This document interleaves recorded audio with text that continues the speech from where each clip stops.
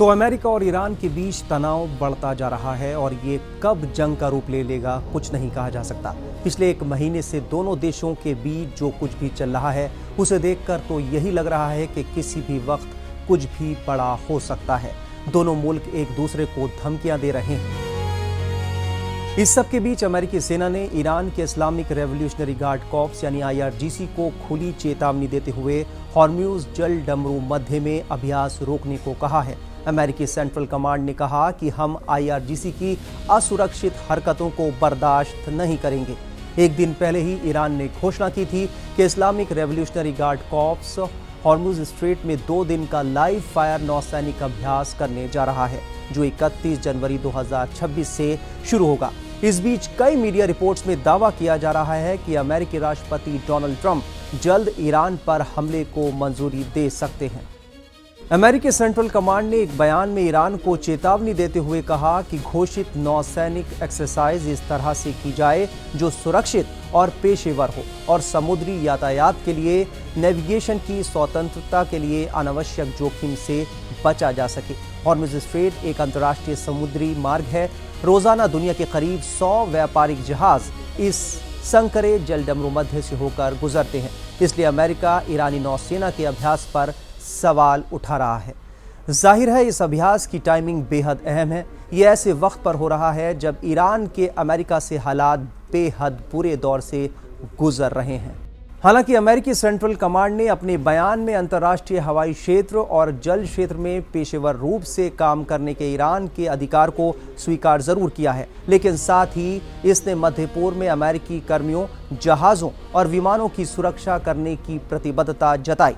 अमेरिकी central command ने कहा कि हम IRGC की असुरक्षित कार्रवाइयों को बर्दाश्त नहीं करेंगे। इन कार्रवाइयों में उड़ान संचालन में लगे अमेरिकी सैन्य जहाज़ों के ऊपर से उड़ान भरना, बिना साफ इरादे के अमेरिकी सैन्य संपत्तियों के ऊपर कम ऊंचाई पर या हथियारों के साथ उड़ान भरना, अमेरिकी सैन्य जहाज़ों के साथ टकराव के रास्ते पर तेज गति वाली नावों का आना या अमेरिकी सेना पर हथियार तानना शामिल है। मीडिया रिपोर्ट्स में कहा गया है कि अमेरिका का ईरान पर इस बार हमलों का मकसद सिर्फ न्यूक्लियर या मिसाइल प्रोग्राम नहीं है। इसका मकसद ईरानी सरकार और खासकर IRGC के नेतृत्व और क्षमताओं को खत्म करना भी होगा। ट्रंप प्रशासन का मानना है कि ईरानी नेतृत्व पर एक सफल हमला करने के बाद लोग विरोध प्रदर्शन के लिए सड़कों पर उतरेंगे, जो सरकार को गिरा देगा। ऐसा दावा है कि इजरायली प्रधानमंत्री नेतन्याहू ने ट्रंप को भरोसा दिलाया है कि इजराइल एक नई सरकार बनाने में मदद कर सकता है। इस बीच सैटेलाइट से हासिल तस्वीरों में ईरान के 2 प्रमुख परमाणु स्थलों पर हलचल होते देखी गई है।